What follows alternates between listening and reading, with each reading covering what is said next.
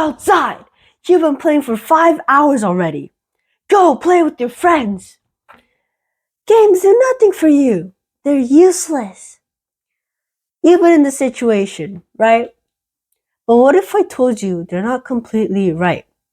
What if I told you that playing video games can actually make your brain smarter, faster, and sharper? Sounds fake, right? Because most adults absolutely disagree about that because they believe that video games rot your brain. Not perfect, just learning. Hear me out. You get home from school, you drop your backpack on the floor, and you grab your controller to play games. Now you're racing cars at 200 miles per hour. You're building giant cities in New York. You're fighting dragons, zombies, robots, or maybe that one friend who always beats you. For a moment, everything disappears.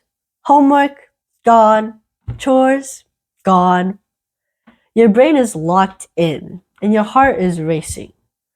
You're one win away from victory.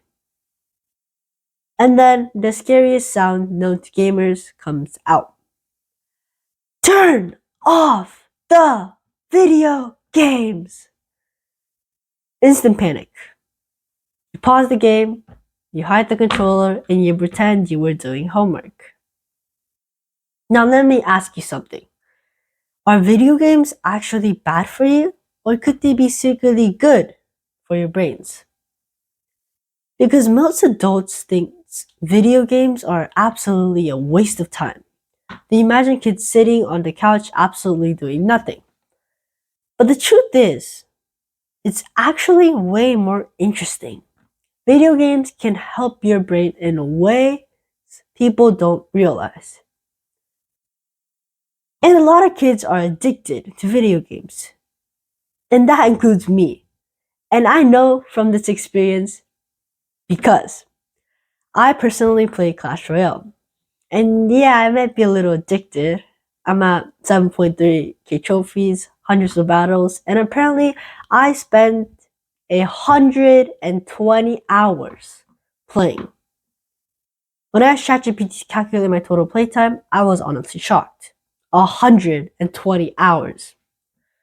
That's like watching 60 movies, eating like 500 bowls of cereals, or doing zero homework for a long time. But here's the surprising part. Even though it might look like we're just playing games, our brains are actually doing a lot of work while we play. First, video games can improve problem-solving skills. Many games are basically giant puzzles. You have to figure out such strategies, solve challenges, escape a tricky level. Maybe you need to manage resources in a strategy game.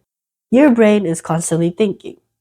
Some research even shows that kids who play certain types of video games can improve problem-solving skills by 30%. Video games can also improve your reaction time.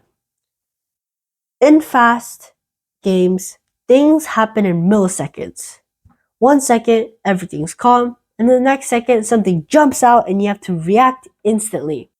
Your brain processes information and sends signals to your hands super fast. Studies show that gamers can react up to 25% faster than non-gamers. That's the difference from dodging an attack or getting absolutely destroyed. Another surprising benefit is your hand-eye coordination. When you're gaming, your eyes are watching the screen while your hands are playing the game. That connection is what you see and how you can react and improve coordination. And here's the thing, something people don't realize. Teamwork.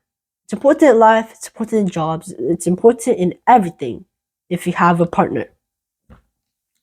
Many games today are multiplayer, which means players have to communicate together, work together, and play together. If one teammate messes up, the whole team can lose. So suddenly you're yelling things like, "Watch out! Behind you! Revive me! Who took my loot?" Believe it or not, games can actually teach cooperation, planning, and teamwork. But before everyone runs home to play video games for the next 14 hours straight, there are still problems with too much gaming. addiction. One big issue is also sleep. Bright screens late at night make it harder for your brain to relax. That's why someone says, I'll play for 20 minutes, and suddenly it's 1:30 a.m. and you're fighting a boss while half asleep. Another problem is eye strain. Around 30% of kids who spend long times looking at screens report eye strain or vision problems, which is a reason why some kids end up needing glasses. And of course, if someone spends the whole entire day gaming, they probably aren't getting much exercise either. Sitting too long can make people feel tired and sluggish.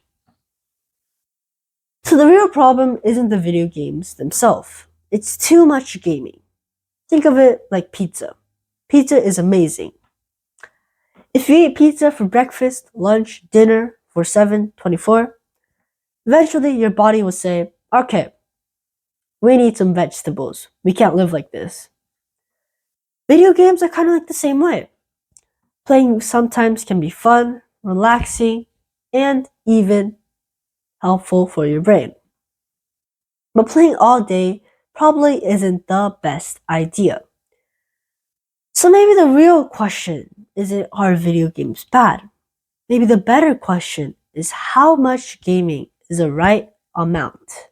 Because if you balance video games with homework, sleep, and exercise in real life, that can be an actually pretty awesome hobby. And honestly, sometimes saving the digital world after finishing your homework feels pretty great too. And before you go back saving kingdoms, racing cars, remember this. Subscribing is completely free, helps the channel grow, and you never miss the next video. So if you enjoyed this one, hit the subscribe button, and I'll see you in the next level. Not perfect, just learning.